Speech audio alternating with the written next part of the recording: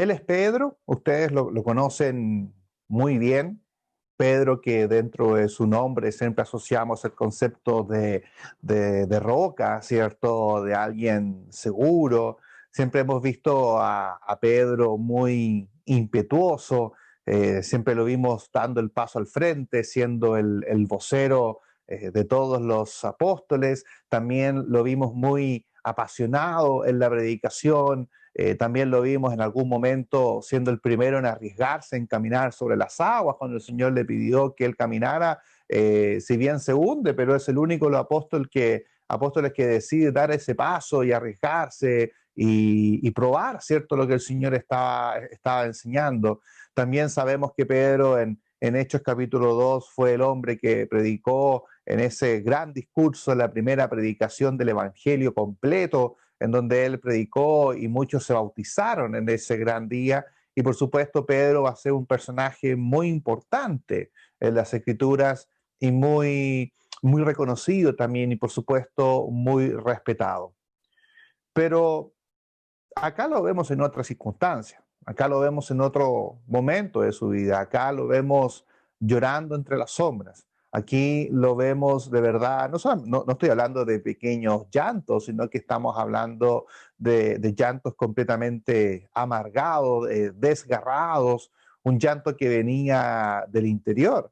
Y sabemos precisamente por qué fue el llanto que tuvo el apóstol Pedro en una noche, como tú muy bien recordabas con los himnos, la noche en la cual el Señor es entregado, en la cual estamos después del huerto de Getsemaní, después de que el Señor Jesús estuvo en aquel Getsemaní como un valle de sombra y muerte, fue el apóstol Pedro el que después sabemos le negó al Señor.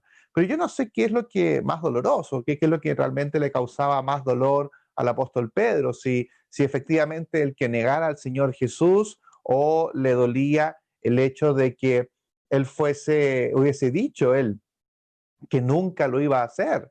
De hecho, eso es lo que dice el libro de Lucas en el capítulo 22, versos 33 y 34. Dice, pero Simón dijo, Señor, estoy listo para ir contigo a la cárcel, hasta estoy dispuesto a morir por ti. Pero Jesús dijo, Pedro, antes de que el gallo cante esta noche, me negarás 3 veces. El Señor le llama a Pedro, el Señor quiere que ese sea su nombre, pero hasta ese momento él se considera todavía Simón. Y él dice, no solamente se le advierte que iba a negar al Señor, sino que él dice y declara con mucha fe y dando un paso al frente, Señor, yo estoy dispuesto a ir a la cárcel. Estoy dispuesto a que nunca me van a alejar de ti, estoy dispuesto a morir por ti. Y el Señor le advierte que le va a negar. Y creo que lo que más le duele a Pedro, producto de esta negación y producto de este pecado que él comete de negar al Señor Jesús, es que se le advirtió, es que él dijo que nunca lo iba a hacer. Y no solamente lo negó una vez, sino que en realidad lo negó 3 veces. De hecho, eso es lo que dice el libro de Mateo en el capítulo 26, verso 74. Entonces él dice, comenzó a ¿qué? A maldecir y a jurar, yo no lo conozco. Y en ese momento cantó el gallo. No bastaba solamente con haberle negado al Señor Jesús, sino que además tuvo que maldecir.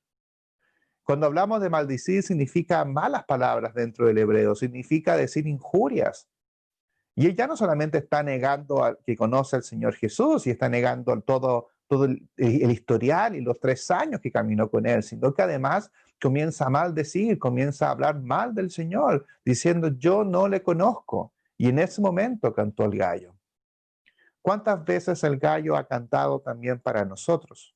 ¿Cuántas veces nosotros en nuestro actuar hemos negado conocer al Señor? Hemos decidido no caminar al lado del Señor y hemos decidido maldecir el camino del Señor.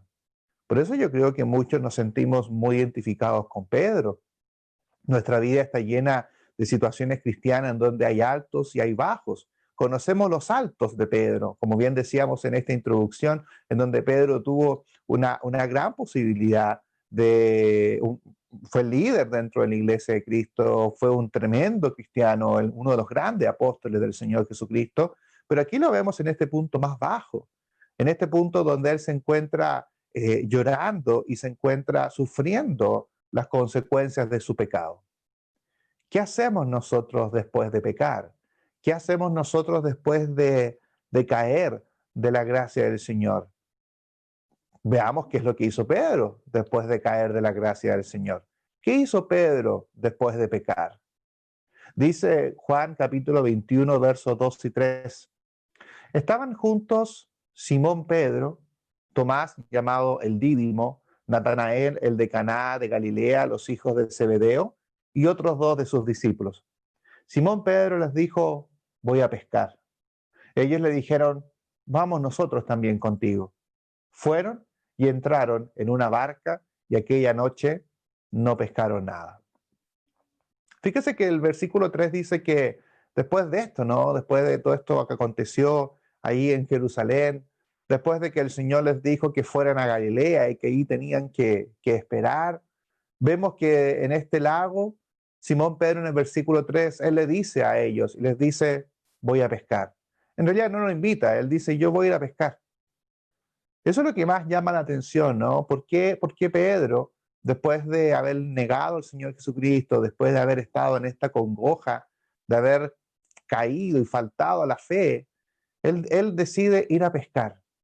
Insisto, sabemos por qué Jesús, dice que él volvió a Galilea, lo sabemos porque el Señor les dijo que tenían que ir a Galilea a esperarle, pero no les dijo el Señor Jesús que tenían que volver a pescar, no les dijo que tenían que volver a esos antiguos trabajos que ellos tenían. Hace más de 2 años que Jesús llamó a Pedro, ¿se acuerdan ahí en lo que se le conoce como la pesca milagrosa que relata el libro de Lucas al principio del Evangelio? En donde relata cómo el Señor Jesús cuando no pescaban nada y estaba también Juan y su hermano y fueron a pescar, no pescaban nada, el Señor les dijo, bueno, echen la red, Pedro objeta, Pedro le dice, pero no hemos pescado nada, pero bueno, ya que tú lo dices, lo vamos a hacer. Y vemos como esa pesca era tanto los peces que la red se rompía, el barco se hundía. Y ahí es cuando Pedro se da cuenta de que es un hombre y se da cuenta de que él es un pecador. Y el Señor le dice, hoy, desde hoy en día tú serás pescador, pero de hombres. Ya no de peces, sino que de hombres. Y desde ese momento, dice al final la historia de que Pedro dejó todo y le siguió. Han pasado 2 años que Pedro ni siquiera se ha subido a una barca a pescar. ¿Y por qué lo está haciendo ahora? Porque eso es lo que se le ocurre hacer. ¿Por qué vuelve a la antigua vida? ¿Por qué vuelve a lo que hacía hace tanto tiempo atrás? Y yo creo, queridos hermanos, y aquí lo entendemos nosotros cuando pecamos, es la vergüenza. Es la vergüenza de no poder seguir siendo el Pedro que era antes, de no poder retomar el camino de fe que él tenía. Y muchas veces nosotros actuamos también de la misma manera. Cuando pecamos, volvemos a las antiguas prácticas, volvemos al viejo hombre o a la vieja mujer, volvemos a las antiguas prácticas que teníamos nosotros y olvidamos todo lo que somos y volvemos a pescar. Después de tanto tiempo habíamos sido tan distintos, pero producto del dolor, de la vergüenza, al igual que Pedro, tomamos la decisión de volver a pescar. Porque lo que se está preguntando Pedro en esta historia es, después de lo que yo hice, después de cómo me comporté, ¿el Señor me podrá volver a amar? ¿El Señor podrá volver a estar conmigo? ¿Me perdonará? Yo que dije, esto nunca más lo haré. Yo que dije, voy a ser fuerte, que le prometí al Señor, yo no te voy a negar, nunca voy a pecar, esto no lo voy a hacer. Pero ¿cómo me estás diciendo esto, Señor?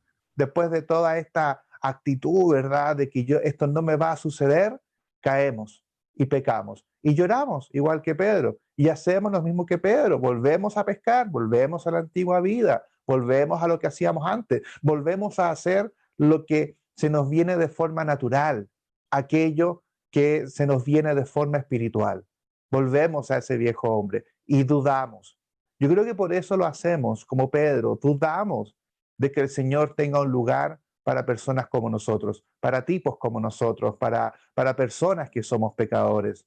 Cuando meditamos en nuestros pecados decimos quiénes somos nosotros para estar aquí, quiénes somos nosotros para estar al frente, tanto del trabajo del Señor, la predicación, alentar a otros, pero ¿cómo nosotros estamos aquí con estos pecados? ¿El Señor me volverá a amar?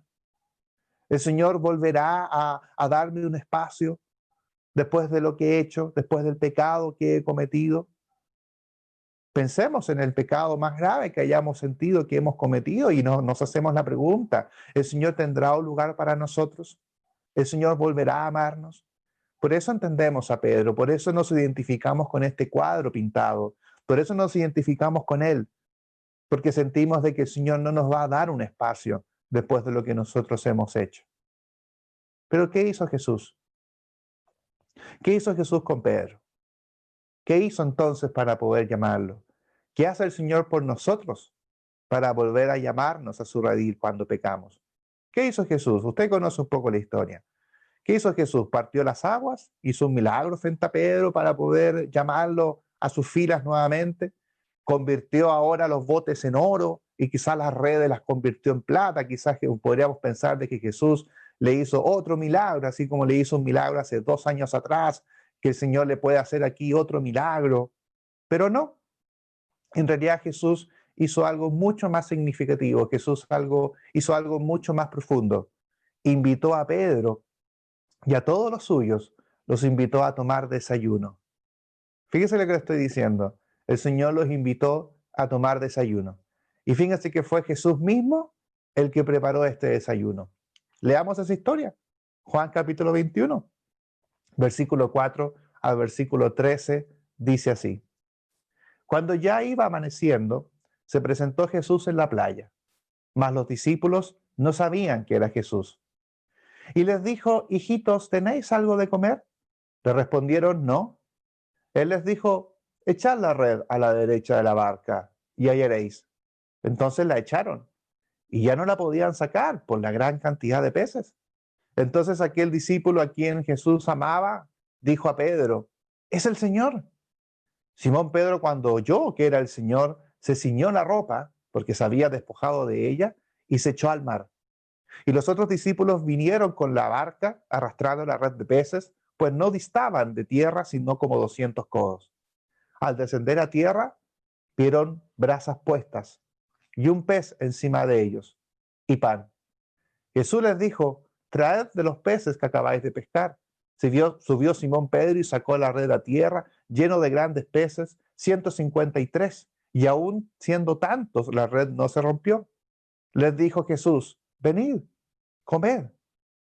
Y ninguno de los discípulos se atrevió a preguntarle, ¿tú quién eres? Sabiendo que era el Señor. Vino pues Jesús y tomó el pan y les dio, y asimismo del pescado. Qué imagen, ¿no? El Señor, aquel Señor que gobierna la tierra, aquel Señor que parte los mares, aquel Señor que resucita y que resucitó, aquel Señor que sanó a mancos, a cojo, aquel Señor que devolvió la vista, aquel todopoderoso, se encontraba ahí, en la playa, y él con sus propias manos estaba preparando un rico desayuno, una rica comida, en donde invitó a todos a sentarse. Sin duda nadie podía haber estado más agradecido que Pedro. Por eso la reacción de Pedro aquí es notable. Aquí Pedro, dentro de su dolor, es invitado a la mesa. Pedro es invitado a la comida con el Señor Jesús, a pesar de lo que él había hecho, a pesar de lo que había sucedido. Después de esto tenemos esta maravillosa historia que no vamos a leer en esta lección, pero ustedes la conocen muy bien, cuando Jesús 3 veces le pregunta a Pedro, ¿tú me amas? Y Pedro tiene que tomar una decisión y dentro de su timidez, Pedro le dice, yo te quiero. Porque se siente presionado, siente que aún no es digno, pero Jesús lo necesita. Jesús lo necesita de vuelta. Jesús sabe quién es Simón Pedro y Jesús quiere darle ayuda a Simón para que él pueda volver. Pedro fue invitado a la comida con Cristo. Aquel Pedro que fue zarandeado por Satanás como trigo, en donde le había dicho el Señor Jesús que Satanás me ha pedido zarandearos como a trigo. En este momento Pedro estaba comiendo de la mano del Señor. Lo que hizo Jesús por Pedro aquí en la costa para poder darle consuelo en su pecado es lo que hace el pastor por las ovejas. es lo que hace el pastor por excelencia. Dice un salmo tan conocido por nosotros, un viejo amigo de las Escrituras, Salmo 23, pero en el versículo 5, en una parte del versículo 5, después de haber leído que el Señor me acompaña a través del valle de sombra y muerte, tu vara y tu callado me infundirán aliento, dice el Salmo 23, 5, aderezas mesa delante de mí en presencia de los angustiadores, unges mi cabeza con aceite. Otra versión dice, dispones ante mí un banquete en presencia de mis enemigos. En este punto, haciendo un paréntesis en esta historia, en este punto, en el Salmo 23, veníamos del versículo 4 en este salmo, en donde se encontraba con sus ovejas en estos lugares escabrosos para que pudiesen comer, para que pudiesen alimentarse. Y son lugares de dificultad, son lugares riesgosos. Y vemos aquí que David está haciendo una muy hermosa alegoría respecto a este aceite, porque a simple vista quizás nos cuesta entender lo que dice ese versículo cuando señala que unges mi cabeza con aceite. Algunos podríamos pensar en términos medicinales, como se entiende en el Nuevo Testamento, pero en la labor pastoril, el aceite era un elemento muy importante, que se colocaba aceite especialmente en la cabeza y especialmente alrededor de la nariz de las ovejas. ¿Por qué? Porque en esa zona las víboras, que en este caso esta víbora es muy pequeñita, es de color marrón, que vive debajo de la tierra, que se esconde, muchas veces y de forma repentina saltan de sus agujeros para poder morder a las ovejas. Por lo tanto, este aceite primero se vierte en la nariz, alrededor del rostro de la oveja, para que sea un repelente. Y cuando llegan a los lugares de tranquilidad donde las ovejas se quedan, lo que hace el pastor es con este aceite poder buscar todos los agujeros que hay cerca donde podrían estar estas pequeñas víboras y también vierte aceite alrededor de los agujeros para que sea repelente y si llegasen a salir al menos se resbalen. Por lo tanto, lo que hace el pastor por las ovejas es que mientras duermen, el pastor justamente unge la cabeza o en este caso el rostro de las ovejas y también estos pequeñas cuevas para que las víboras no salgan. Qué linda alegoría. El aceite en la cueva de la víbora lubrica la salida y evita que la víbora salga. Y el olor del aceite en las narices de las ovejas repele a la víbora. De alguna forma, esto es lo que hizo también el Señor por Pedro.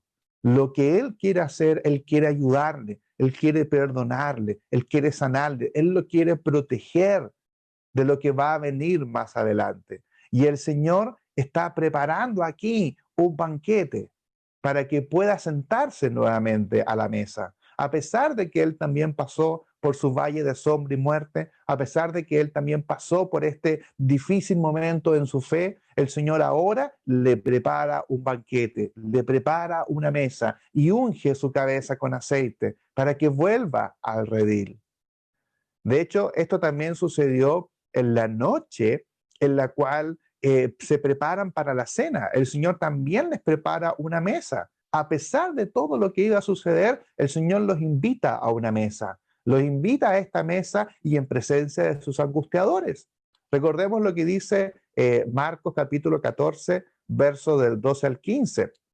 Dice la Escritura, usted conoce muy bien esta historia, ¿quién prepara la última cena? Dice, el primer día de la fiesta de los panes sin levadura, cuando sacrificaban el cordero de la Pascua, sus discípulos le dijeron, ¿dónde quieres que vayamos a preparar para que comas la Pascua? Y envió 2 de sus discípulos y les dijo, id a la ciudad, yo saldrá al encuentro un hombre que lleva un cántaro de agua, seguidle, y donde entrare, decida al señor de la casa, el maestro dice, ¿dónde está el aposento donde he de comer la Pascua con mis discípulos? Y él os mostrará un gran aposento alto ya dispuesto. Preparad para nosotros allí. Fíjense en este versículo. ¿Quién prepara la Pascua? ¿Quién hace todos los preparativos en esta gran mesa, no? ¿Quién lo hace? El Señor Jesús. el Señor Jesús hace absolutamente todo. Jesús reservó este gran aposento, Jesús indicó a quién tenían que seguir, Jesús indicó cómo tenían que realizar los preparativos. Jesús aseguró, por lo tanto, que esta habitación estuviese preparada y que, por supuesto, la comida estuviese lista. ¿Qué tuvieron que hacer los discípulos? Simplemente cumplir fielmente lo que Jesús dijo para que ellos pudiesen comer. Y entendamos de que Jesús está haciendo esto y Jesús sabe lo que Simón Pedro va a hacer. De hecho, en esa misma noche se lo dijo a Pedro, le dijo, tú vas a negarme.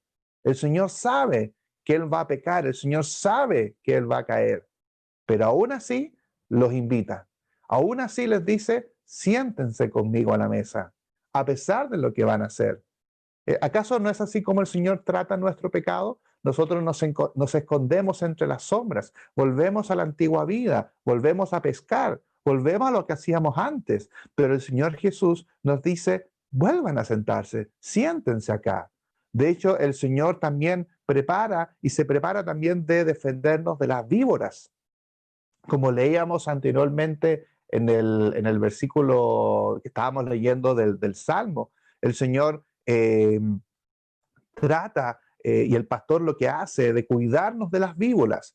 Y el Señor lo hizo también acá en esta cena. Recordemos que dentro de todos los que se sentaron, hubo uno que no comió, hubo uno que no participó de esta mesa. Dice el Juan capítulo 13, habiendo dicho Jesús esto, se conmovió en espíritu y declaró y dijo, de cierto os digo, que uno de vosotros me va a entregar.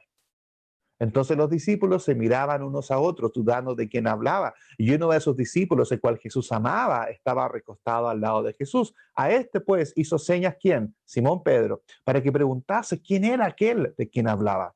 Él entonces, recostado cerca del pecho de Jesús, le dijo, Señor, ¿quién es? Respondió Jesús, a quien yo diera el pan mojado, aquel es. Y mojando el pan, lo dio a Judas Iscariote, hijo de Simón. Y después del bocado, Satanás entró en él. Entonces Jesús le dijo, lo que vas a hacer, hazlo más pronto. Pero ninguno de los que estaban en la mesa entendió por qué le dijo esto. Cuando él pues hubo tomado el bocado, luego salió y era ya de noche. Qué maravilloso el temple del Señor Jesús, sabiendo todo lo que iba a suceder, sabiendo por supuesto de que Pedro iba a caer y también sabía que Judas iba a hacer algo esa noche. Pero una vez que el Señor preparó la mesa para poder participar de este gran evento, uno no participó de la cena, que fue justamente Judas el Iscariote. Vio, por supuesto, le preparó la mesa, dejó que él viese la mesa, pero Jesús no le dejó sentarse a la mesa con ellos y quedarse esa noche con ellos. Dice que una vez que tomó el bocado, rápidamente él salió cuando ya era de noche.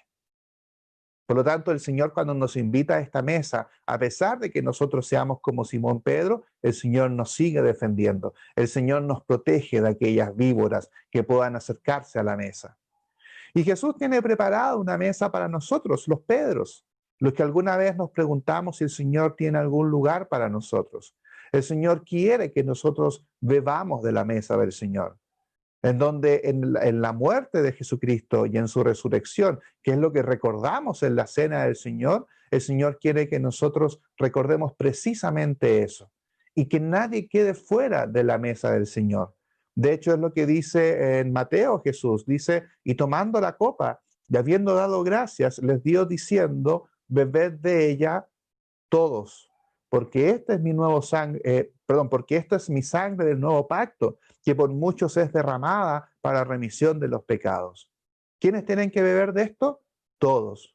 Pedro, sí, hasta los Pedros.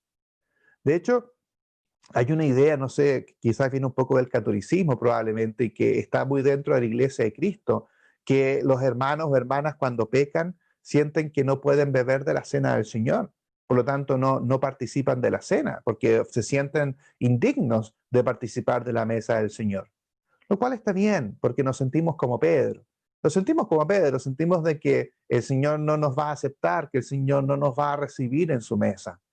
Pero el llamado del Señor Jesús para todos nosotros, cuando llega el día del Señor y llegamos probablemente como Pedro, llegamos avergonzados de nuestros pecados, llegamos avergonzados de haber cometido lo que dijimos que nunca íbamos a cometer. Para todos nosotros los Pedros, el Señor nos dice, bebed de ella todos. Si tú pecaste y sientes vergüenza y eres como Pedro, bebe de la cena del Señor, participa de la mesa del Señor, porque la mesa del Señor es precisamente eso, es para recordarnos el perdón de Dios, en donde Jesús murió por Pedro y todos nosotros los pecadores. Así que no te quedes fuera de la mesa, no te quedes llorando en las sombras cuando peques. Está bien, sintamos el dolor, pero también recibamos el consuelo del Señor. El Señor deja fuera a personas de la cena, como a los Judas, los deja fuera, pero el Señor también como gran pastor adereza mesa delante de nuestros enemigos y unge nuestra cabeza con aceite, porque el Señor quiere seguir protegiéndonos. Era tanto el amor que sintió el Padre y Jesús, por supuesto, por Pedro, de que en Marcos, una vez estando él resucitado, en el versículo capítulo 16, verso 7, le dice, ¿verdad?, a las mujeres, habiendo resucitado, les dice, pero id, decid a sus discípulos y a Pedro, se lo dice, perdón, el ángel, ¿no? Decid a sus discípulos y a Pedro que él va delante de vosotros a Galilea, allí le veréis como os dijo. A mí siempre me ha encantado, uno de mis versículos favoritos del perdón, porque a pesar de todo lo que sucedió y a pesar de todo lo que hizo Pedro, el Señor necesitaba a Pedro, quería a Pedro de nuevo en sus filas. Por lo tanto, de una forma, lo que está diciendo aquí este enviado, le está diciendo a las mujeres, sí, vayan a decirle a todos, pero por favor, especialmente, no se olviden de Pedro. Por favor, díganle a él por sobre todas las cosas. No se olviden de decirle a Pedro que también lo estoy esperando. Díganle a Pedro y a los Pedros que han pecado que pueden sentarse nuevamente a la mesa y que pueden recibir el perdón del Señor. Y el Señor quiere hoy domingo que si tú has pecado, el Señor quiere que vuelvas a su mesa. El Señor tiene preparada una mesa, su copa está rebosando. El Señor quiere que nosotros nos acerquemos y recibamos su perdón. El Señor quiere ungir nuestra cabeza con aceite, nos quiere volver a proteger. No carguemos con la culpa del pecado. Dejemos esa maleta, dejemos esa culpa, porque el Señor nos llama y el Señor no se cansa de ayudar, de llamarnos todos los días de nuestras vidas. Como dice al final del Salmo 23, el bien y la misericordia nos siguen todos los días de nuestras vidas. Les agradezco mucho por el espacio. Muchas gracias, hermano Luis, por darme la oportunidad de traer este mensaje y espero que sintamos consuelo en medio del pecado y sintamos la mano sanadora del Señor cuando caemos de su gracia. Que el Señor les bendiga. Le doy el espacio al hermano Luis nuevamente.